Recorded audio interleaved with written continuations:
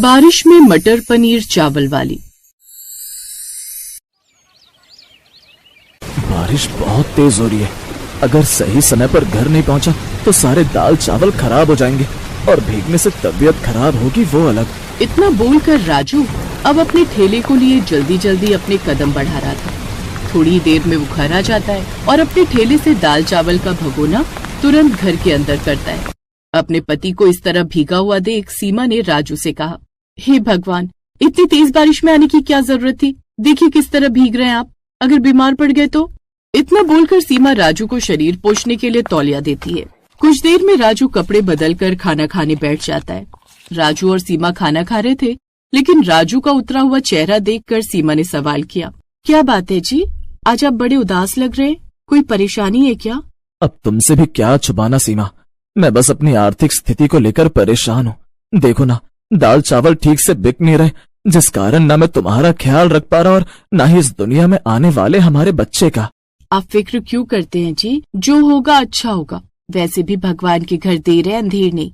आप ज्यादा मत सोचिए और खाना खा लीजिए। सीमा ने अपने पति को दिलासा दे तो दिया, लेकिन कहीं न कहीं सीमा खुद परेशान थी, क्योंकि उसके घर की आर्थिक स्थिति ठीक नहीं थी और बारिश होने के चलते उसके दाल चावल का ठेला भी नहीं चल रहा था। अब दोनों पति पत्नी खाना खाकर सो जाते हैं, पर अगली सुबह जब वो उठते हैं तो देखते हैं कि बाहर बारिश झमाझम हो रही है। उस झमझमाती बारिश को देख इसे कहते हैं गरीबी में आटा गीला होना। वैसे ही हमारा काम बंद था और इस बारिश ने वो भी बंद कर दिया। इतनी तेज बारिश में अब मैं कहाँ जाऊँ अपने दाल चावल बेचने। इतना बोलकर राजू काफी उदास हो जाता है और अपने घर के दरवाजे पर ही बैठ जाता है। तभी पीछे से सीमा आती है और उसके कंधे पर हाथ रखकर कहती है, कभी कभी बारिश का आना भी अच्छा संकेत होता है, इसलिए आप ज्यादा निराश मत होइए। वैसे आज बारिश का मौसम है और आप घर में भी हैं। हमने अपने ग्राहकों के लिए दाल चावल भी नहीं बनाए, तो क्यों ना आज मैं मटर पनीर और चावल बना लूं? लेकिन सीमा, पनीर लाने के लिए भी हाथ में पैसे होने चाहिए। मैं पनीर कहाँ से लेकर आऊँगा? कल रात का दूध फट गया था और उस दूध से ही मैंने पनीर बना लिया है। और रही मटर की बात, वो तो अपने पीछे वाले खेत में ही है। सीमा की बात सुनकर राजू उसकी तरफ देखता है और हल्की सी मुस्कान देता है, जिसके बाद सीमा फटे हुए दूध से पनीर बनाती है और अपने घर के पीछे से मटर तोड़कर उसे साफ कर मटर पनीर और चावल बना लेती है। जैसे ही मटर पनीर चावल बनते हैं, वैसे ही सीमा के घर के आगे एक बड़ी सी गाड़ी आकर खड़ी हो जाती है और उसमें से एक आदमी निकलकर सीमा के घर का दरवाजा खटखटाता है। कोई है? राजू अब बाहर निकल कर आता है तो देखता है दरवाजे पर एक अमीर आदमी खड़ा है। जी, आप कौन? जी, मेरा नाम रौनक है और मैं इस गांव का नया कलेक्टर हूँ। आज ही अपनी फैमिली के साथ इस गांव में शिफ्ट हुआ हूँ। खाने को कहीं कुछ मिला नहीं, आपके घर के बाहर ठेला देखा तो सोचा आपके यहाँ खाने को जरूर कुछ मिलेगा, इसीलिए मैं यहाँ दरवाजा खटखटाते हुए आ गया। फिर तो आप बिल्कुल सही दरवाजे पर आए हैं साहब। वो क्या है ना, मैं दाल चावल का ठेला लगाता हूँ, वो भी सिर्फ 30 रुपए प्लेट रेट में, सस्ता और स्वाद में महंगा। लेकिन आज बारिश ज्यादा हो रही है, जिस कारण मैंने दाल चावल नहीं बनाए। राजू और रौनक दोनों आपस में बातें कर ही रहे थे कि तभी सीमा बाहर आती है और बाहर की सिचुएशन देख उन दोनों के बीच में बोलती है, आज हमने दाल चावल नहीं बनाए, लेकिन हमने मटर पनीर चावल जरूर बनाए हैं। अगर आप चाहें तो मैं आपके लिए पैक कर सकती। सीमा की बात सुनकर रौनक उसका जवाब सर को हाँ में हिला कर देता है, जिसके बाद सीमा मटर पनीर चावल पैक कर उस आदमी को पकड़ा देती है, जिस पर रौनक उन्हें 500 रुपए का नोट पकड़ाता है। अरे साहब, मेरे पास 500 का छुट्टा नहीं है। कोई बात नहीं, तुमने मेरी इतनी मदद की, इसीलिए इसे अपनी टिप समझकर रख लो। इतना बोलकर रौनक वहाँ से चला जाता है, तो वहीं राजू और सीमा उस 500 रुपए को देखकर खुश हो जाते हैं। अब अगले दिन जब राजू अपने दाल चावल का ठेला लेकर बाजार में जाता है, जहाँ आज भी उसकी बिक्री नहीं होती, तभी वहाँ रौनक आता है और राजू को एक सलाह देते हुए कहता है, भाई साहब, अगर आप मेरी माने तो आप दाल चावल को छोड़कर मटर पनीर चावल का ठेला लगाना शुरू करिए। आपकी पत्नी के हाथ में मटर पनीर चावल में जो स्वाद है वो इस दाल चावल में नहीं। अगर आप मटर पनीर चावल का ठेला लगाएंगे तो आपकी बिक्री काफी अच्छी होगी। रौनक की बात सुनकर अब जब राजू शाम को घर जाता है तो सारी बात अपनी पत्नी को बताता है। उस भाई साहब ने बिल्कुल सही कहा है, अगर हमने मटर पनीर चावल का ठेला लगाया तो हमारी बिक्री काफी अच्छी होगी।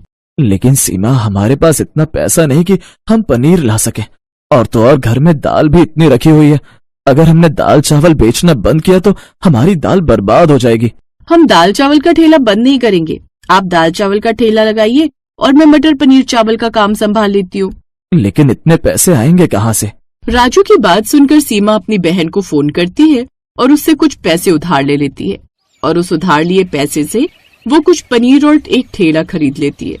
अब अगले दिन से राजू और सीमा दोनों ही अलग अलग जगह अपना ठेला लेकर निकल जाते हैं। जहाँ राजू की बिक्री कम हो रही थी तो वहीं बारिश में भी सीमा के मटर पनीर चावल काफी अच्छे बिक रहे थे। सीमा बहन, सच में तुमने मटर पनीर चावल बहुत अच्छे बनाए। बहुत कम समय में तुमने अपनी जगह बना लिया यहाँ पर। भाई साहब बिल्कुल ठीक कह रहे हैं बहन जी, इतनी बारिश में भी तुम मटर पनीर चावल ठेला लगा रही हो। सच में तुम्हें सलामी देने का मन कर रहा है, वरना इस बारिश में दूर दूर तक कोई ठेले वाला नजर नहीं आ रहा। ग्राहकों की बात सुनकर सीमा के चेहरे पर मुस्कान आ जाती है। समय गुजरता है और बारिश में भी सीमा के मटर पनीर चावल अच्छे बिकने लगे।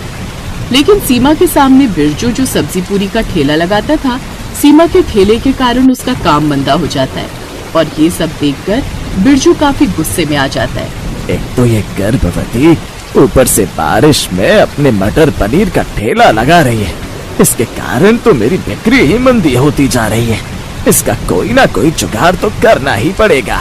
इतना बोलकर बिरजू गुस्से में तमतमाता हुआ अपना ठेला लेकर वहाँ से चला जाता है। अब शाम को जब सीमा अपने मटर पनीर चावल का ठेला लिए घर जा रही होती है, तभी वहाँ बिरजू कुछ गुंडों के साथ आता है और सीमा के ऊपर जैसे ही हमला करने वाला होता है कि तभी वहाँ से एक गाड़ी आती है जिसमें से रौनक निकलता है और रौनक बिरजू समेत उसके गुंडों को अरेस्ट करवा देता है। आपका बहुत बहुत शुक्रिया भाई साहब, अगर आज आप नहीं होते तो न जाने ये लोग मेरा क्या करते।